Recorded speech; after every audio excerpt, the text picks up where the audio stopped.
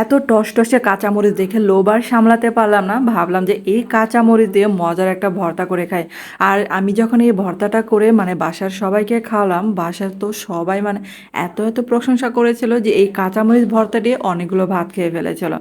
আসসালামু আলাইকুম সবাইকে। তো এই ভর্তাটা অবশ্যই কিন্তু বাসায় বানিয়ে সবাইকে খাওয়াবেন, কারণ বাসায় একবার খাওয়ালে দেখবেন যে প্রতিদিন এই ভর্তাটা খাওয়ার আবদার করবে। আর এই ভর্তার জন্য প্রথমে একটা প্যানের মধ্যে আমি সয়াবিন তেল ঢেলে নিলাম। তারপর এখানে আমি কাঁচামরিচ, পেঁয়াজ, রসুন একটু কুচি করে কেটে নিয়েছি, এগুলোকে তেলে ভেজে নিচ্ছি।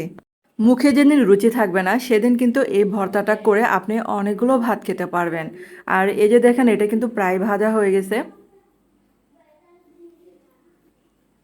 আর মরিচটাকে একটু ভালো করে সিদ্ধ করে নিতে হবে, মানে ভাজতে ভাজতে যে সিদ্ধটা হবে আর কি।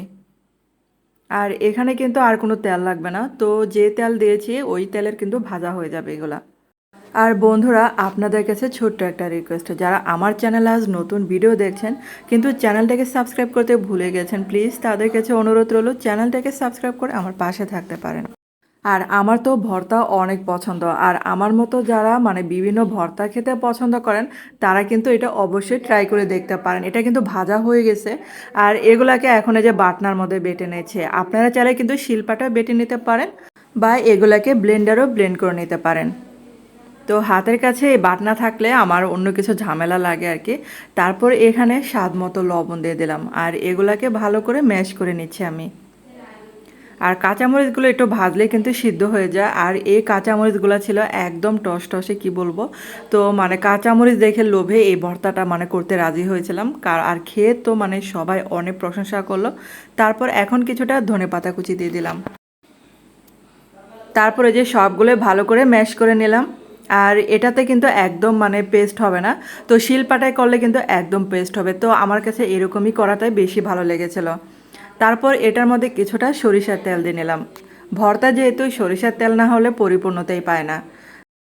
তারপর হচ্ছে সরিষার তেল দিয়ে আবারও এখন হাত দিয়ে ভালো করে মাখিয়ে নিলে হবে। আর এই যে দেখেন, এটা কিন্তু মাখানো হয়ে গেছে।